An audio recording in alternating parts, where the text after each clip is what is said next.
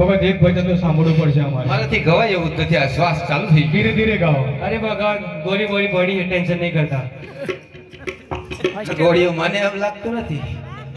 Hello સારું તો બેસો ત્યારે તમને એક ભજન સંભળાઈ દે. બાબા તો ઉભો ઉભો ગવાય એવું નથી.